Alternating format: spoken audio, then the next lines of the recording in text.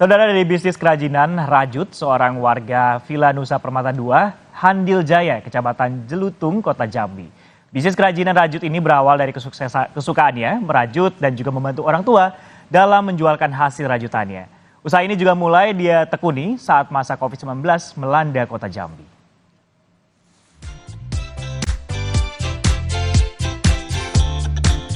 Di era modern seperti sekarang, siapa sangka merajut bisa menghasilkan uang dan bisnis yang menjanjikan, di mana minat masyarakat terhadap produk rajutan cukup banyak, di mana kerajinan rajutan ini mempunyai keunikan tersendiri.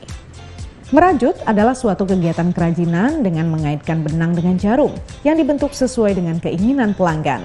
Ditambah dengan kreativitas para perajut, bisa menghasilkan beragam bentuk kreativitas yang memiliki nilai seni yang tinggi.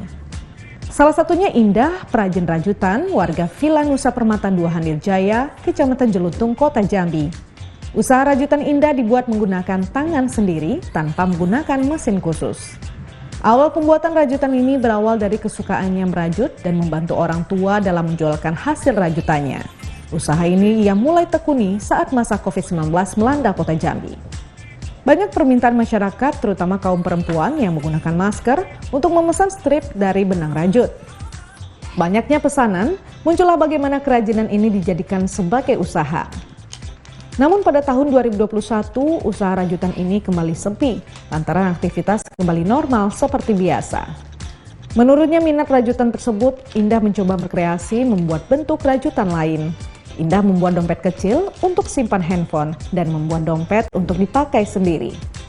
Namun bentuk dan modelnya menarik, banyak rekan dan pelanggan tertarik untuk memesan. Sampai saat ini sudah berbagai macam bentuk rajutan yang dibuat seperti tas, sepatu, shawl, selimut, tas handphone, gantungan kunci, dan aksesoris lainnya. Saat ini ada beberapa kendala yang dihadapi Indah sebagai perajin rajutan di Kota Jambi, yaitu bersaing dengan produk dari luar negeri. Selain itu banyak masyarakat yang belum menghargai karya rajutan lantaran ditawar cukup murah oleh warga. Di Jambi ini belum banyak yang menjual rajutan atau yang handmade gitu ya. Jadi saya merasa wah lumayan nih gitu, kalau berarti lumayan berarti ada yang tertarik dan diminati. Jadi saya mulai membuat satu-satu gitu, mulai ada pesanan saya mengiyakan, saya kerjakan. Dan lumayan alhamdulillah antusias juga ya dari teman-teman dulu. Saat ini Indah membuat sepatu boot, salah satu produk inovasi barunya. Produk rajutan dijual melalui media sosial dan sebagian produk dijual secara offline. Hasil kerajinan rajutan Indah sudah dipasarkan ke Solo dan Sumatera Barat.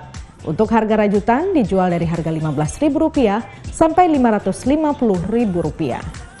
Saat ini omsetnya mencapai Rp15 juta per bulan.